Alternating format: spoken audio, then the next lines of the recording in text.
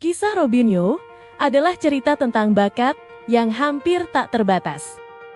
Seorang anak yang dipuji Pelé menaklukkan Brasil, bermain untuk Real Madrid, Manchester City, dan AC Milan, serta pernah dianggap sebagai masa depan sepak bola Brasil. Namun kisahnya juga menjadi pengingat bahwa bakat saja tidak selalu cukup untuk membangun warisan yang abadi. Inilah kisah perjalanan karir Robinho. Di sebuah kawasan sederhana bernama São Vicente, Brasil, pada 25 Januari tahun 1984, lahirlah seorang anak laki-laki bernama Robson de Souza, atau yang dikenal sebagai Robinho.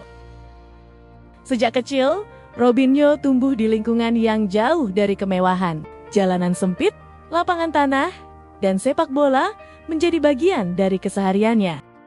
Seperti jutaan anak Brasil lainnya, ia bermimpi suatu hari bisa mengubah hidup keluarganya melalui sepak bola. Bakatnya mulai terlihat ketika usianya masih sangat muda. Kelincahan, teknik menggiring bola yang memukau, dan keberaniannya menantang pemain yang lebih tua membuat banyak orang terpana. Tak lama kemudian, bakat itu menarik perhatian legenda Brasil, Pelé, yang saat itu memiliki hubungan erat dengan Akademi Santos. Pelé bahkan pernah menyebut Robinho sebagai penerusnya. Sebuah pujian yang luar biasa besar bagi seorang anak yang bahkan belum menginjak usia remaja. Pada tahun 2002, di usia 18 tahun, Robinho menjalani debut profesional bersama Santos. Brasil saat itu sedang mencari bintang baru. Setelah generasi emas sebelumnya mulai menua, Robinho datang dengan penuh percaya diri. Ia tidak sekadar mencetak gol, ia menghibur penonton.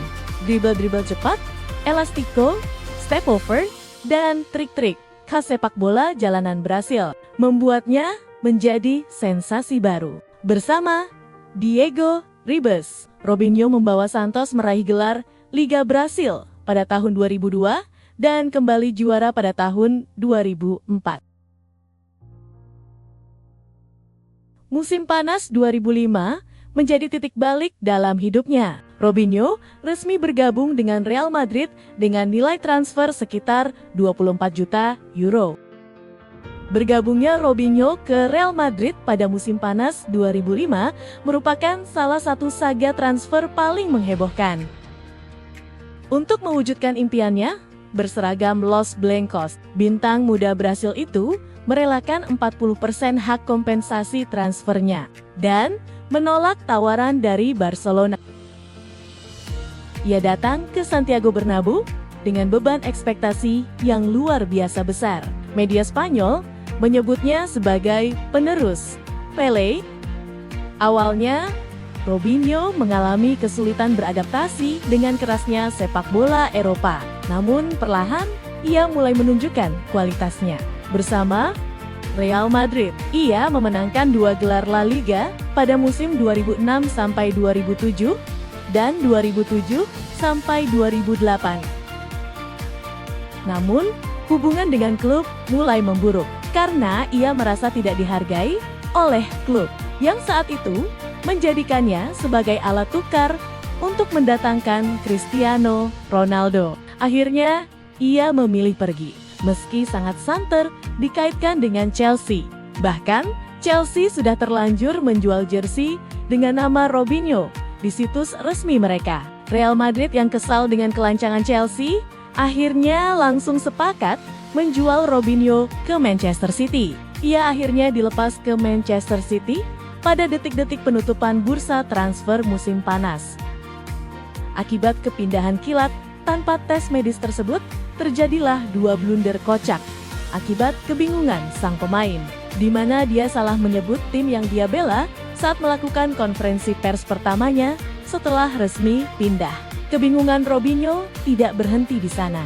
Karena ia mengira bergabung dengan Manchester United, Robinho bahkan mengaku terkejut karena saat mendarat di bandara, ia tidak mendapati Sir Alex Ferguson yang menyambutnya. melainkan Mark Hughes. Di Manchester City, ia menjadi awal era baru bagi klub yang baru saja diakuisisi investor dari Timur Tengah. Transfer senilai sekitar 42 juta euro menjadikannya pemain termahal dalam sejarah Inggris saat itu. Debutnya sangat menjanjikan. Ia langsung mencetak gol ke gawang Chelsea melalui tendangan bebas indah. Namun, perjalanan Robinho di Inggris tidak berjalan sesuai harapan. Meski memiliki kemampuan teknik luar biasa, ia kesulitan beradaptasi dengan intensitas dan fisik Liga Inggris. Cedera mulai berdatangan. Motivasinya pun dipertanyakan. Dalam 2 musim, performanya naik turun dan hubungan dengan klub semakin renggang. Robinho meninggalkan Manchester City dan pindah ke Santos pada awal 2010. Ia memilih kembali ke klub masa kecilnya dengan status pinjaman demi mendapatkan waktu bermain reguler dan kenyamanan. Ia bermain lepas, menikmati sepak bola, dan membantu perkembangan seorang bocah berbakat bernama Neymar. Keduanya menjadi duet mematikan yang membuat Santos kembali disegani di Brasil. Namun, kesempatan itu tidak bertahan lama, karena ia harus kembali dari masa peminjaman ke kota Manchester. Setelah meninggalkan Manchester City, Robinho bergabung dengan AC Milan pada tahun 2010. Robinho berharap bisa mendapat kehidupan yang lebih nyaman di Milan. Awalnya, transfer ini terlihat menjanjikan. Robinho menjadi bagian dari skuad yang memenangkan Serie A musim 2010 sampai 2011. Ia mencetak sejumlah gol penting dan menunjukkan performa yang cukup konsisten. Tetapi, seiring berjalannya waktu, cedera kembali menghantui. Produktivitasnya menurun, kecepatan yang dulu menjadi senjata utama perlahan memudar. Setelah beberapa musim, Milan memutuskan untuk melepasnya. Robinho kemudian menjalani periode yang berpindah-pindah klub. Ia sempat kembali ke Santos, bermain di Tiongkok bersama Guangzhou Evergrande, membela Atletico Mineiro, hingga berkarir singkat di Turki bersama Sivasspor dan Istanbul Başakşehir. Namun, bayangan pemain ajaib yang pernah dijuluki penerus Pele semakin jauh dari kenyataan.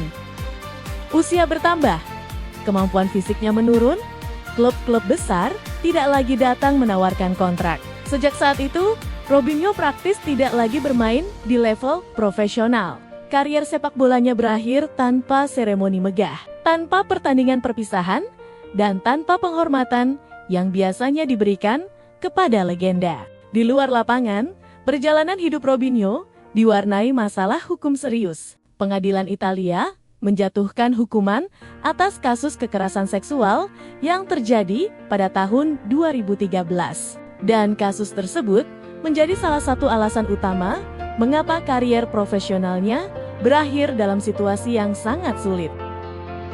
Sebagian orang masih mengingat Robinho sebagai pemain bertalenta luar biasa yang mampu membuat penonton berdiri dari kursinya hanya dengan satu dribble. Namun, banyak pula yang menilai bahwa tindakan di luar lapangan tidak dapat dipisahkan dari penilaian terhadap sosok seorang atlet.